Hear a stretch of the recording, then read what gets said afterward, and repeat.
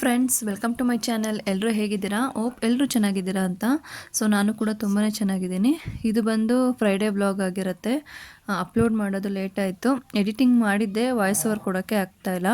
ಈಗ ಟೈಮು 11:15 ಆಗಿದೆ. ಈಗ ವಾಯ್ಸ್ ಓವರ್ ಕೊಡ್ತಾಯಿದ್ದೀನಿ. ಮಕ್ಕಳೆಲ್ಲ ಮಲಗಿದ ಮೇಲೆ ವಾಯ್ಸ್ ಓವರ್ ಕೊಡ್ತಾಯಿದ್ದೀನಿ. ವಾಯ್ಸ್ ಏನಾದರೂ ಸ್ಲೋ ಆಗಿ ಕೇಳಿಸ್ತಾ ಇದ್ದರೆ ದಯವಿಟ್ಟು ಅಡ್ಜಸ್ಟ್ ಮಾಡ್ಕೊಳ್ಳಿ. ವಿಡಿಯೋ ಇಷ್ಟ ಆದರೆ ಒಂದು ಲೈಕ್ ಕೊಡಿ. ಲೈಕ್ ಜಾಸ್ತಿ ಆದಷ್ಟು ನನ್ನ ಒಂದು ವಿಡಿಯೋ ಬೇರೆಯವ್ರಿಗೂ ಕೂಡ ರೆಕಮೆಂಡ್ ಆಗುತ್ತೆ. ಹಾಗೆ ಸಬ್ಸ್ಕ್ರೈಬ್ ಮಾಡಿಕೊಂಡು ನೋಡಿ. ಆ್ಯಂಡ್ ಇವತ್ತಿನ ವ್ಲಾಗಲ್ಲಿ ನನ್ನ ಡೈಲಿ ರೊಟೀನ್ ಜೊತೆ ಕೆಲವೊಂದು ಮೋಟಿವೇಶನ್ ಟಿಪ್ಸ್ ಇರುತ್ತೆ. ಹೋಪ್ ನಿಮಗೆ ಈ ವಿಡಿಯೋ ಲೈಕ್ ಆಗುತ್ತೆ ಅಂತ. ಇನ್ನು ನನ್ನ ಮಾರ್ನಿಂಗು ಎದ್ದ ತಕ್ಷಣ ಫಸ್ಟ್ ಮಾಡೋ ಕೆಲಸನೇ ಮನೇಲಿ ಎಲ್ಲ ಚೆಲ್ಲಾಪಿಲ್ಲಿ ಆಗಿರುತ್ತೆ. ಸೊ ಅದನ್ನೆಲ್ಲ ಎತ್ತಿಡೋದು. ನಾನು ನೈಟ್ ತಿಂದಿರೋ ಪಾತ್ರೆಗಳನ್ನ ಅಷ್ಟೇ ತೊಳೆದು ಮಲಗಿರ್ತೀನಿ, ಕಿಚನೆಲ್ಲ ಕ್ಲೀನ್ ಮಾಡಿಬಿಟ್ಟು. ಬಟ್ ಹಾಲಲ್ಲೆಲ್ಲ ಏನೇನು ಮಕ್ಕಳೆಲ್ಲ ಹರಡಿರ್ತಾರೆ, ಸೊ ಅದನ್ನ ಯಾವುದನ್ನು ನಾನು ಎತ್ತಿಟ್ಟಿರಲ್ಲ. ನನಗೆ ಅಷ್ಟಕ್ಕೆ ಟಯರ್ಡ್ ಆಗೋಗಿರುತ್ತೆ. ಸೊ ಮಾರ್ನಿಂಗ್ ಎಲ್ಲನೂ ಒಂದ್ಸರಿ ಎತ್ತಿಟ್ಕೊಳ್ತೀನಿ. ಮತ್ತು ನನ್ನ ಮಗಳು ಸ್ಕೂಲಿಂದ ಬಂದಮೇಲೆ ಮತ್ತೆ ಎಲ್ಲನೂ ವಾಪಸ್ ತೆಗಿತಾಳೆ. ಇದು ನನ್ನ ಒಂದು ಡೈಲಿ ರೊಟೀನ್ ಆಗಿರುತ್ತೆ ಅಂತಲೇ ಹೇಳ್ಬೋದು. ಇನ್ನು ನಮ್ಮ ಮನೆ ಚಿಕ್ಕದಿರೋದ್ರಿಂದ ಎಲ್ಲನೂ ಅಲ್ಲಲ್ಲೇ ಕಾಣಿಸ್ತಾ ಇರುತ್ತೆ. ಕೆಲವೊಂದು ಸರಿ ಎಷ್ಟು ಕ್ಲೀನ್ ಮಾಡಿದ್ರೂ ಅಷ್ಟೇ ಬಿಡು ಅಂತ ತಲೆ ಕೆಡಿಸ್ಕೊಂಡು ಸುಮ್ಮನೆ ಆಗಿಬಿಡ್ತೀನಿ. ಮೋಸ್ಟ್ಲಿ ಇದು ನಮ್ಮ ಥರ ಎಲ್ಲ ಮಿಡಲ್ ಕ್ಲಾಸ್ ಫ್ಯಾಮಿಲಿಯಲ್ಲಿ ಇರೋಂಥವ್ರ ಕಥೆಯೆಲ್ಲ ಇಷ್ಟೇ ಅಂತ ಅಂದ್ಕೊಳ್ತೀನಿ. ಇನ್ನು ಇವತ್ತು ಫ್ರೈಡೇ ಅಲ್ವಾ, ಸೊ ಅದಕ್ಕೆ ಹೊರಗಡೆ ಮನೆ ಒಳಗಡೆ ಎಲ್ಲನೂ ಕ್ಲೀನ್ ಮಾಡ್ಕೊಳ್ತಾ ಇದ್ದೆ. ಮನೆ ಒರೆಸ್ಬಿಟ್ರೆ ಹಸ್ಬೆಂಡು ಪೂಜೆ ಮಾಡ್ತಾರೆ ಅಂಥೇಳಿ. ಪಾಪು ಆಗೋಕ್ಕೆ ಮುಂಚೆ ಬುಧವಾರ ಭಾನುವಾರ ಅಷ್ಟೇ ನಮ್ಮನೆ ದೇವ್ರುಗಳಿಗೆ ರೆಸ್ಟು. ಇನ್ನು ಬಾಕಿ ದಿವಸ ಎಲ್ಲ ನಾನು ದೀಪ ಹಚ್ತಿದ್ದೆ. ಬಟ್ ಈಗ ಆಗ್ತಿಲ್ಲ. ಪಾಪು ಆದಮೇಲೆ ಸರಿಯಾಗಿ ದೇವ್ರ ಸಾಮಾನು ಕೂಡ ತೊಳೆಯೋಕ್ಕೆ ಆಗ್ತಾಯಿಲ್ಲ, ಕಲಶ ಇಡೋಕ್ಕೆ ಆಗ್ತಿಲ್ಲ. ಆದರೂ ಪ್ರಯತ್ನ ಪಟ್ಟು ಕೆಲವೊಂದು ಸರಿ ಮಾಡ್ತೀನಿ. ಕಲಶ ಇಟ್ಟಾಗ ಮಾತ್ರ ನಾನು ಪೂಜೆ ಮಾಡಿರ್ತೀನಿ. ಇನ್ನು ಮಿಕ್ಕಿ ದಿವಸದಲ್ಲೆಲ್ಲ ನನ್ನ ಹಸ್ಬೆಂಡ್ ಪೂಜೆ ಮಾಡ್ತಾರೆ. ನಾನು 15 ಡೇಸ್ಗೆ ಅಷ್ಟೇ ಒಂದು ಸರಿ ಕಲಶ ಇಡ್ತೀನಿ. ಇನ್ನು ಮಧ್ಯದ ಗ್ಯಾಪಲ್ಲಿ ನಾನು ಎಲ್ಲನೂ ಕ್ಲೀನ್ ಮಾಡಿಕೊಟ್ರೆ ನಮ್ಮ ಹಸ್ಬೆಂಡೇ ಪೂಜೆ ಮಾಡ್ಕೊಳ್ತಾರೆ. ಯಾರು ಮಾಡಿದ್ರೆ ಏನು ಮಾಡಬೇಕಷ್ಟೇ. ಆ್ಯಕ್ಚುಲಿ ಗಂಡಸರು ಪೂಜೆ ಮಾಡಿದ್ರೆ ತುಂಬ ಒಳ್ಳೆಯದಂತೆ. ಇದು ನಿಮಗೆ ಗೊತ್ತಿದೆಯಾ? ಆ್ಯಕ್ಚುಲಿ ನನಗೆ ತುಂಬಾ ಖುಷಿ ಆಯಿತು. ಮತ್ತು ಬ್ಯಾಕ್ ಟು ರೊಟೀನ್ ಸ್ವಲ್ಪನೇ ನಾನು ಮತ್ತೆ ನಂದು ಹಿಂದೆ ಏನಿತ್ತು ಸೊ ಅದನ್ನೇ ನಾನು ಮತ್ತೆ ತೊಗೊಳ್ತಾ ಇದ್ದೀನಿ. ಇವತ್ತು ಹೊಸ್ಲಿಗೆಲ್ಲ ಅರಿಶಿನ ಕುಂಕುಮ ಇಟ್ಟು ರಂಗೋಲಿ ಇಟ್ಟು ಹೂವು ಇಟ್ಟರೆ ನನಗೇನೋ ಒಂಥರ ಖುಷಿ. ಅದೊಂದು ಮನೇಲಿ ಒಂದು ಪಾಸಿಟಿವ್ ಎನರ್ಜಿ ಅಂತಲೇ ಹೇಳ್ಬೋದು. ಇನ್ನು ಮನೆಯಲ್ಲಿ ಯಾವಾಗಲೂ ಖುಷಿ ಸಂತೋಷ ಇರಬೇಕಂತಂದರೆ ಇವೆಲ್ಲ ಮನೆ ಹೆಣ್ಮಕ್ಳು ಮಾಡಲೇಬೇಕು. ಒಂದು ಮನೆ ಅಂತಂದರೆ ಅದಕ್ಕೆ ಕೇವಲ ಸಿಮೆಂಟ್ ಇಟ್ಟಿಗೆಲಿ ಕಟ್ಟಿರೋ ಒಂದು 4 ಗೋಡೆ ಅಲ್ಲ. ಅಲ್ಲಿ ಒಂದು ಪ್ರೀತಿ ಇರಬೇಕು, ಖುಷಿ ಇರಬೇಕು, ಒಂದು ಪೀಸ್ಫುಲ್ ಆಗಿರಬೇಕು. ಸೊ ಅದನ್ನೇ ನಾವು ಒಂದು ಮನೆ ಅಂತ ಹೇಳೋದು. ಆ ಮನೆನ ಸ್ವರ್ಗವಾಗಿ ಬದಲಾಯಿಸೋ ಶಕ್ತಿ ಒಂದು ಹೆಣ್ಣಿಗೆ ಮಾತ್ರ ಇದೆ. ಆದರೆ ಇವಾಗಿನ ಬ್ಯುಸಿ ಲೈಫ್ ಸ್ಟೈಲಲ್ಲಿ ಮನೆ ಒಂದು ಅಟ್ಮಾಸ್ಫಿಯರ್ ಏನಿರುತ್ತೆ ಅದನ್ನು ನೀಟಾಗಿ ಇಟ್ಕೊಳ್ಳೋದೇ ಕಷ್ಟ ಆಗಿದೆ. ಯಾಕಂದರೆ ಲೈಫ್ ಸ್ಟೈಲ್ ಇವಾಗ ಆ ಥರ ಇದೆ. ಮನೆಯಲ್ಲಿ ಒಂದು ಪೀಸ್ಫುಲ್ಲು ಒಂದು ಖುಷಿ ಹೆಚ್ಚಾಗಬೇಕು ಅಂತಂದರೆ ಮಾರ್ನಿಂಗ್ ಎದ್ದ ತಕ್ಷಣ ಒಂದು ಪೀಸ್ಫುಲ್ ಮೈಂಡಿಂದನೇ ಎದ್ದೇಳಿ. ಒಂದು ಬೇಜಾರಿಂದ ಅಥವಾ ಲೇಜಿನೆಸ್ಸಿಂದ ಅಥವಾ ಲೇಟಾಗಿ ಎದ್ದೇಳೋದು ಈ ಥರ ಎಲ್ಲ ಮಾಡಬಾರ್ದು. ಒಂದು ಖುಷಿಯಿಂದ, ಒಂದು ಪ್ರಶಾಂತತೆಯ ಒಂದು ಸ್ಮೈಲಿಂದ ಎದ್ದೇಳಿ. ನಿಮ್ಮ ಮಕ್ಕಳಿಗಾಗಲಿ ಅಥವಾ ನಿಮ್ಮ ಸಂಗಾತಿಗಾಗಲಿ ಒಂದು ಮಾರ್ನಿಂಗ್ ವಿಶ್ನ ಹೇಳಿ ನಿಮ್ಮ ಡೇನ ಸ್ಟಾರ್ಟ್ ಮಾಡಿ. ಸಾಧ್ಯವಾದರೆ ಒಂದು ಚಿಕ್ಕ ಧ್ಯಾನ ಅಥವಾ ಮೆಲೋಡಿಯಸ್ ಇನ್ಸ್ಟ್ರೂಮೆಂಟ್ ಮ್ಯೂಸಿಕ್ ಇರೋವಂಥದ್ದನ್ನು ಕೇಳಿ ಮನೆಯಲ್ಲಿ ಪ್ಲೇ ಮಾಡಿ. ತುಂಬಾ ಪಾಸಿಟಿವ್ ವೈಬ್ಸ್ ಇರುತ್ತೆ. ಬೇಕಾದರೆ ನೀವು ಅಬ್ಸರ್ವ್ ಮಾಡಿ.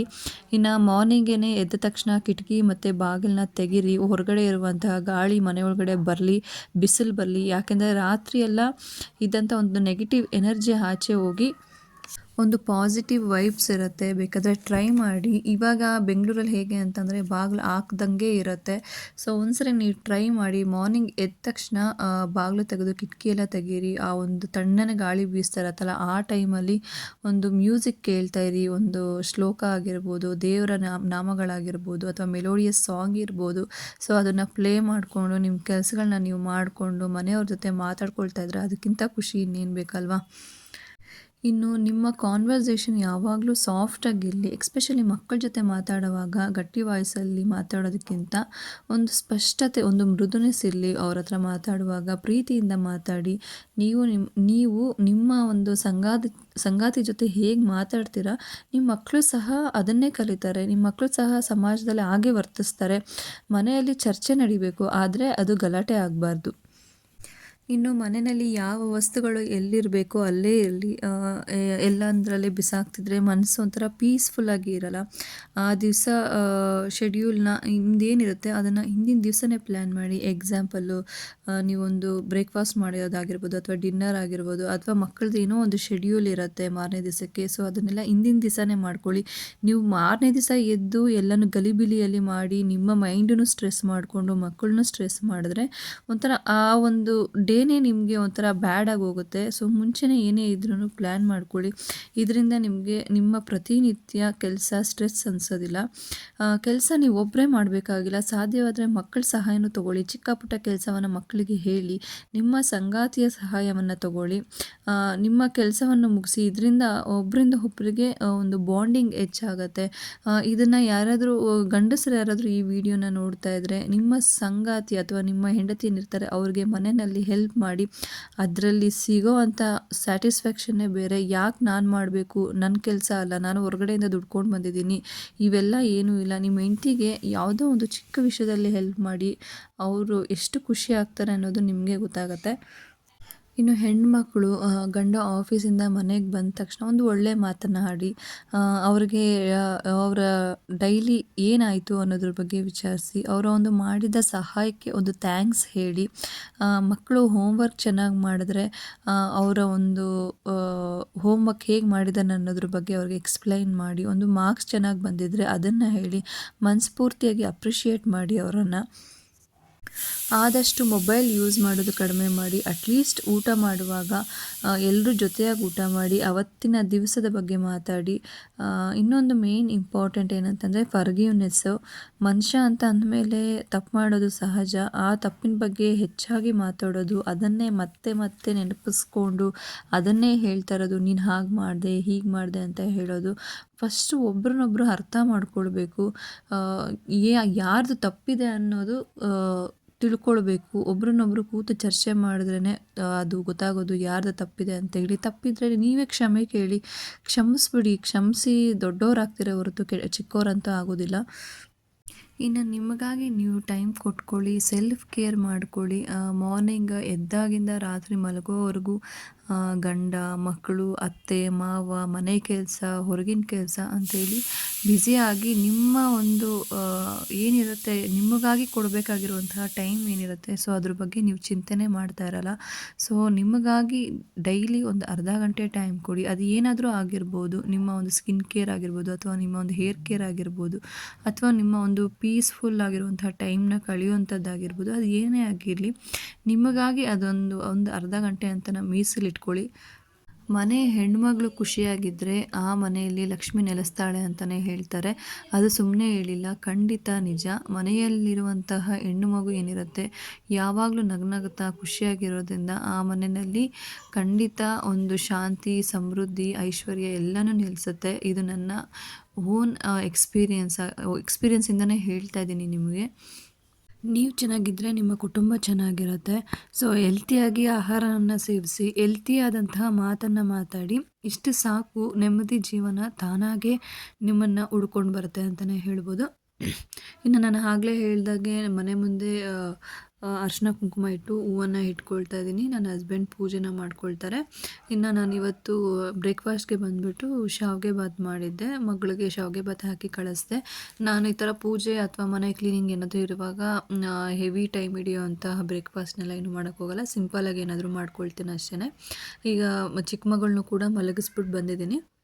ಇನ್ನು ನನಗೆ ನಮ್ಮ ಮನೆಯಲ್ಲಿ ಇವಾಗ ಬಟ್ಟೆಗಳನ್ನ ಒಣಗಾಕೋದು ಅಂತಂದರೆ ತುಂಬಾ ಒಂಥರ ಕಷ್ಟ ಆಗಿಬಿಟ್ಟಿದೆ. ಇಷ್ಟು ದಿವಸ ಏನು ಮಾಡ್ತಾಯಿದ್ದೆ, ಟೆರೆಸ್ ಮೇಲೆ ಎತ್ಕೊಂಡೋಗಿ ಹಾಕ್ಬಿಟ್ಟು ಬರ್ತಾಯಿದ್ದೆ. ಬಟ್ ಇವಾಗ ಆ ಥರ ಹಾಕ್ತಿಲ್ಲ. ಪಾಪುನ ಬಿಟ್ಟು ಹೋಗೋಕ್ಕಾಗೋದಿಲ್ಲ. ಇನ್ ಕೇಸ್ ಹಸ್ಬೆಂಡ್ ಇದ್ದಾಗ ಹಾಕ್ಬಿಟ್ಟು ಬಂದ್ರೂ ಮತ್ತೆ ನಾನು ತೊಗೊಂಡು ಬರೋದಕ್ಕಾಗೋದಿಲ್ಲ. ಯಾಕಂದರೆ ಹಸ್ಬೆಂಡ್ ಬೆಳಗ್ಗೆ ಹೋಗಿ ರಾತ್ರಿಗೆ ಬರ್ತಾರೆ. ಮತ್ತು ಮಧ್ಯ ಏನಾದರೂ ಮಳೆ ಬಂತು ಅಂತ ಅಂದರೆ ಅವಳನ್ನ ಬಿಟ್ಟು ಹೋಗೋದಕ್ಕಾಗೋದಿಲ್ಲ. ಅದಕ್ಕೆ ಇವಾಗ ಎಲ್ಲ ಬಟ್ಟೆಗಳನ್ನೂ ಎರಡೆರಡು ಸರಿ ಈಚೆ ಹಾಕ್ತೀನಿ. ಪ್ಯಾಸೇಜ್ ಚಿಕ್ಕದು, ಒಂದು ಮ್ಯಾಕ್ಸಿಮಮ್ ಬಂದರೆ ಒಂದು 8ರಿಂದ ಒಂದು 9:30 10 ಗಂಟೆ ಒಳಗಡೆವರೆಗೂ ಅಷ್ಟೇ ಅಲ್ಲಿ ಬಿಸಿಲು ಬೀಳ್ತಾ ಇರುತ್ತೆ. ಸೊ ಅಷ್ಟರಲ್ಲೇ ಒಣಗಕ್ಕೆ ಹಾಕಬೇಕು. ಇನ್ನು ನನ್ನ ಹಸ್ಬೆಂಡ್ ಕೂಡ ಪೂಜೆನ ಮುಗಿಸ್ಕೊಂಡಿದ್ರು. ಅವರು ಪೂಜೆ ಮಾಡಿದ್ರೆ ಎಲ್ಲನೂ ಚೇಂಜ್ ಮಾಡಿಬಿಡ್ತಾರೆ. ನಾನೇನು ಇಟ್ಟಂಗೆ ಇರೋದಿಲ್ಲ. ನೋಡಿ ಗಣೇಶನ ಸೈಡ್ಗೆ ಇಟ್ಬಿಟ್ಟಿದ್ದಾರೆ. ಅದೇನೋ ಗೊತ್ತಿಲ್ಲ, ಒಂದು ಕೈಯಿಂದ ಇನ್ನೊಂದು ಕೈಗೆ ಏನೇ ಆಗಲಿ ಹೋದರೆ ಅದು ಬದಲಾವಣೆ ಆಗಿಬಿಡುತ್ತೆ. ನೀವು ಇದನ್ನು ಯಾವಾಗಾದರೂ ಅಬ್ಸರ್ವ್ ಮಾಡಿದ್ದೀರಾ ಹೇಳಿ? ಯಾಕಂದರೆ ನಾನು ಪೂಜೆ ಮಾಡೋ ರೀತಿ ಒಂಥರ, ಅವರು ಪೂಜೆ ಮಾಡಿದಾಗ ಎಲ್ಲನೂ ಅಲ್ಲಿರೋ ಸಾಮಾನೆಲ್ಲ ಬದಲಾಗೋಗಿರುತ್ತೆ. ನನ್ನ ಮತ್ತೆ ಬಂದಾಗೂ ಅಬ್ಸರ್ವ್ ಮಾಡಿದ್ದೀನಿ. ನಾನು ಹೇಗೆ ಇಟ್ಟಿರ್ತೀನೋ ಮತ್ತೆ ಅವ್ರು ಹಾಗೆ ಇಡೋದಿಲ್ಲ. ಅವ್ರಿಗೆ ಹೆಂಗೆ ಇಷ್ಟ ಬೇಕೋ ಹಂಗೆ ಇಟ್ಟಿರ್ತಾರೆ. ಈ ಥರ ಬದಲಾವಣೆ ಆಗುತ್ತೆ ಒಂದು ಕೈಯಿಂದ ಒಂದು ಕೈಗೆ ಹೋದಾಗ. ಹಸ್ಬೆಂಡ್ ಕೂಡ ಎಲ್ಲ ಟಿಫನ್ ಎಲ್ಲ ಮುಗಿಸ್ಬಿಟ್ಟು ಅವರು ಕೂಡ ಡ್ಯೂಟಿಗೆ ಹೊರಟರು. ಇವಾಗ ನಂದು ಮತ್ತು ನನ್ನ ಚಿಕ್ಕ ಮಗಳ ಟೈಮ್. ಇವಾಗ ಅವಳನ್ನ ಸ್ವಲ್ಪ ಬಿಸಿಲಲ್ಲಿ ಕೂರಿಸ್ಕೊಳ್ತೀನಿ ನಾನು ಯಾವಾಗಲೂ. ಯಾಕೆ ಅಂತಂದರೆ ನನ್ನ ದೊಡ್ಡ ಮಗಳು ಕಣ್ಣು ಸರಿಯಾಗೇ ಬಿಡೋದಿಲ್ಲ. ಇವಾಗೂ ಬಿಸಿಲೇನಾದರೂ ಬಂದರೆ ಕಣ್ಣು ಮುಚ್ಕೊತಾಳೆ, ಕಣ್ಣೆತ್ತಿ ನೋಡೋದೇ ಇಲ್ಲ. ಒಂದು ಫೋಟೋ ತೆಗಿಬೇಕಂದ್ರೂ ಪ್ರಾಬ್ಲಮ್ಮು. ಸೊ ಅದನ್ನು ನೋಡಿದಾಗೆಲ್ಲ ಎಲ್ಲರೂ ಏನು ಹೇಳ್ತಾರೆ ಅಂತಂದರೆ, ನೀವು ಮಗುನ ಬಿಸಿಲಲ್ಲಿಟ್ಟಿಲ್ಲ, ಅವಳು ಚಿಕ್ಕ ಮಗು ಇದ್ದಾಗ ಬಿಸಿಲಲ್ಲಿಟ್ಟಿಲ್ಲ ಅಂತ ಹೇಳ್ತಾ ಇರ್ತಾರೆ. ಬಟ್ ಅದೇನೋ ರೀಸನ್ನು ಬೇರೆನೋ ರೀಸನ್ ಗೊತ್ತಿಲ್ಲ. ನಿಮಗೇನಾದರೂ ಗೊತ್ತಿದ್ದರೆ ನನಗೆ ಕಮೆಂಟ್ ಮಾಡಿ. ಸೊ ಅದಕ್ಕೆ ಈ ಮಗುಗೆ ಆ ಥರ ಆಗೋದು ಬೇಡ ಅಂತೇಳಿ ಯಾವಾಗಲೂ ಬಿಸಿಲಲ್ಲಿ ಒಂದು ಸೆಕೆಂಡ್ ಅಷ್ಟು ಹೊತ್ತು ಕೂರಿಸ್ಕೊಳ್ತೀನಿ. ಮತ್ತು ಇವಳಿಗೂ ಏನಾದರೂ ಹಂಗೆ ಆದರೆ ಅದನ್ನೇ ಮತ್ತೆ ಲೈಫ್ ಲಾಂಗ್ ಇಟ್ಕೊತಾರೆ ಅಂಥೇಳಿ. ಇನ್ನು ಮಗು ಕೂಡ ಡಿ ಡ್ರಾಪ್ಸ್ ಹಾಕಿ ಅವಳಿಗೆ ಎಣ್ಣೆ ಮಸಾಜ್ ಮಾಡಿ ಸ್ನಾನ ಮಾಡಿ ಮಲಗಿಸ್ತೀನಿ. ಇನ್ನು ನಾನು ಕೂಡ ಸ್ವಲ್ಪ ಹೊತ್ತು ರೆಸ್ಟ್ ಮಾಡಿ ಈಗ ಮಧ್ಯಾಹ್ನ ಎದ್ದು ಅಡುಗೆ ಮಾಡೋಣ ಅಂಥೇಳಿ ಸ್ಟಾರ್ಟ್ ಮಾಡಿದ್ದೀನಿ. ಈ ಸೊಪ್ಪು ಬಂದು ಹೊಲದಲ್ಲಿ ಸಿಗುತ್ತೆ, ನಿಮಗೆ ಗೊತ್ತಿರುತ್ತೆ. ತೆಲುಗುನಲ್ಲಿ ಇದನ್ನು ಸಂಚಲಾಕು ಅಂತ ಹೇಳ್ತಾರೆ. ತಮ್ಮ ಊರಿಗೆ ಹೋಗಿದ್ದ, ಅಲ್ಲಿಂದ ನಮ್ಮ ಚಿಕ್ಕಮ್ಮ ಕೊಟ್ಟು ಕಳಿಸಿದ್ರು. ಅಂದರೆ ನಮ್ಮ ಗಂಡನ ಮನೆ ಕಡೆದಲ್ಲ, ಅಮ್ಮ ಮನೆ ಕಡೆಯವರ ಹೊಲದಿಂದ ಬಂದಿರೋ ಅಂಥದ್ದಿದು. ಇದರಲ್ಲಿ ಬಸ್ಸಾರು ಮಾಡಿದ್ರೆ ತುಂಬಾ ಚೆನ್ನಾಗಿರುತ್ತೆ. ಮತ್ತು ಇದು ಪಲ್ಯ ತಿನ್ನಲಿಕ್ಕೆ ತುಂಬಾ ಚೆನ್ನಾಗಿರುತ್ತೆ. ಒಂಥರ ಏನೋ ಒಂಥರ ರಾಗಿ ತಿನ್ನೋ ಥರ ಫೀಲ್ ಕೊಡುತ್ತೆ. ಇದು ನಮಗೆ ತುಂಬಾ ಚೆನ್ನಾಗಿರುತ್ತೆ. ನಿಮ್ಮೂರ ಕಡೆ ಈ ಸೊಪ್ಪಿಗೆ ಏನು ಹೇಳ್ತೀರಾ ಹೇಳಿ? ಇದು ಕನ್ನಡದಲ್ಲಿ ಏನಂತಾರೆ ಅಂತ ಗೊತ್ತಿಲ್ಲ, ತೆಲುಗುನಲ್ಲಿ ಮಾತ್ರ ಸಂಚಲಾಕ್ ಅಂತ ಹೇಳ್ತಾರೆ. ಇದನ್ನು ಚೆನ್ನಾಗಿ ತೊಳ್ಕೊಂಡು ಬೇಳೆನ ಬೇಯೋದಕ್ಕೆ ಇಟ್ಕೊಂಡಿದ್ದೀನಿ. ಬೇಳೆ ಅರ್ಧಂಬರ್ಧ ಬೆಂದಿದೆ ಅನ್ನುವಾಗ ನಾನು ಈ ಸೊಪ್ಪನ್ನ ಹಾಕ್ಕೊಳ್ತೀನಿ. ಕುಕ್ಕರಲ್ಲಿ ಸಹ ಮಾಡ್ಕೊಳ್ಬೋದು, ಬಟ್ ಕುಕ್ಕರ್ನಲ್ಲಿ ಕೂಗಿಸಿದ್ರೆ ಸೊಪ್ಪು ಜಾಸ್ತಿ ಬೆಂದೋಗ್ಬಿಡುತ್ತೆ. ಸೊಪ್ಪು ಪಲ್ಯ ತಿನ್ನಲಿಕ್ಕೆ ಚೆನ್ನಾಗಿರೋದಿಲ್ಲ. ಸ್ವಲ್ಪ ಇದು ಉದ್ದುದ್ರಾಗಾದ್ರೇ ಚೆನ್ನಾಗಿರುತ್ತೆ. ನೋಡಿ ಈ ಥರ ಬೇಯಿಸ್ಕೊಂಡಿದ್ದೀನಿ. ಇನ್ನು ಮಸಾಲೆಗೆ ಇಲ್ಲಿ ರೆಡಿ ಮಾಡ್ಕೊಂಡಿದ್ದೀನಿ. ಹುಣಸೆಹಣ್ಣು, ಒಣಮೆಣಸಿನ್ಕಾಯಿ, ಈರುಳ್ಳಿ, ಕೊತ್ತಂಬರಿ ಸೊಪ್ಪು, ಬೆಳ್ಳುಳ್ಳಿ, ಕರಿಬೇವು, ಜೀರಿಗೆ, ಮೆಣಸು ಮತ್ತು ಬೇಯಿಸಿರುವಂತಹ ಸೊಪ್ಪನ್ನು ಸ್ವಲ್ಪ ತೊಗೊಂಡಿದ್ದೀನಿ. ಹಾಗೆ 2 ಸ್ಪೂನ್ ಸಾಂಬಾರು ಪುಡಿ ಮತ್ತು ತೆಂಗಿನಕಾಯಿ ತೊಗೊಳ್ಬೇಕು. ಇಲ್ಲಿ ನಾನು ತೆಂಗಿನಕಾಯಿ ತೋರಿಸೋದು ಮರ್ತೋಗಿದ್ದೀನಿ. ಸೊ ತೆಂಗಿನಕಾಯಿ ಕೂಡ ಹಾಕ್ಕೊಳ್ಬೇಕು. ನಾನು ಇಲ್ಲಿ ಅಡುಗೆ ಮಾಡೋಕ್ಕೆ ಸ್ಟಾರ್ಟ್ ಮಾಡಿದ್ದು ಆಫ್ಟರ್ನೂನು. ಬಟ್ ಆದರೆ ನನಗೆ ಆಫ್ಟರ್ನೂನ್ ಮಾಡಲಿಕ್ಕಾಗಿಲ್ಲ. ಮತ್ತು ನಾನು ಇಲ್ಲಿ ಈವ್ನಿಂಗು ಈ ಸಾಂಬಾರನ್ನ ಮಾಡಿ ಕಂಪ್ಲೀಟ್ ಮಾಡ್ಕೊಳ್ತಾ ಇದ್ದೀನಿ. ಆಫ್ಟರ್ನೂನು ಪಾಪುಗೆ ಏನಾಯಿತೋ ಗೊತ್ತಿಲ್ಲ, ಇದಕ್ಕಿದ್ದಂಗೆ ತುಂಬಾ ಅಳಕ್ಕೆ ಸ್ಟಾರ್ಟ್ ಮಾಡಿಬಿಟ್ಲು. ಸೊ ನಾನು ಹಾಗಾಗಿ ಎಲ್ಲಿನ ಕೆಲಸ ಅಲ್ಲೇ ಬಿಟ್ಬಿಟ್ಟು ಅವಳ ಹತ್ರನೇ ಕೂತ್ಕೊಂಡ್ಬಿಟ್ಟೆ. ಯಾಕೋ ತುಂಬ ಅಳತ್ಲು ಇವತ್ತು. ತುಂಬ ಕಷ್ಟ ಆಯಿತು ನನಗೆ. ಫಸ್ಟ್ ಟೈಮ್ ಅನಿಸುತ್ತೆ ಅವಳು ಈ ಥರ ಹತ್ತಿದ್ದು ಇವತ್ತು. ಇನ್ನು ಮಸಾಲೆಗೆ ಎಲ್ಲ ಇಟ್ಟಂಥ ಐಟಮ್ಸ್ಗಳನ್ನ ಎಲ್ಲನೂ ಸ್ವಲ್ಪ ಎಣ್ಣೆ ಹಾಕಿ ಚೆನ್ನಾಗಿ ಹುರ್ಕೊಳ್ಬೇಕು. ಆವಾಗೇ ನಿಮಗೆ ಬಸ್ಸಾರು ಟೇಸ್ಟ್ ಬರೋದು. ಕೆಲವೊಂದು ಕಡೆ ಹುರ್ಕೊಳ್ಳೋದಿಲ್ಲ, ಹಾಗೇ ಮಿಕ್ಸಿಗೆ ಹಾಕ್ಬಿಡ್ತಾರೆ. ಬಟ್ ನಮ್ಮ ಕಡೆ ಇದನ್ನು ಹುರಿದುನೇ ಹಾಕೋದು, ಆವಾಗ ತುಂಬಾ ಟೇಸ್ಟ್ ಚೆನ್ನಾಗಿರುತ್ತೆ. ಇನ್ನು ಪಲ್ಯಕ್ಕೂ ರೆಡಿ ಮಾಡ್ಕೊಂಡಿದ್ದೀನಿ. ಇಲ್ಲಿ ಪಲ್ಯಕ್ಕೆ ಬೇರೆ ಏನೂ ಹಾಕೋಷ್ಟಿಲ್ಲ, ಈರುಳ್ಳಿ ಒಂದು ಹಾಕಿದ್ರೆ ಸಾಕು. ಈರುಳ್ಳಿ, ಒಣಮೆಣಸಿನ್ಕಾಯಿ, ಕರಿಬೇವು ಅಷ್ಟೇ. ನೋಡಿ ಪಲ್ಯಕ್ಕೆ ಸೊಪ್ಪು ಈ ಥರ ಬೆಂದಿದೆ. ಈ ಥರ ಇದನ್ನು ಹಿಂಡಿ ಸೈಡ್ಗೆ ಇಟ್ಕೊಳ್ತೀನಿ.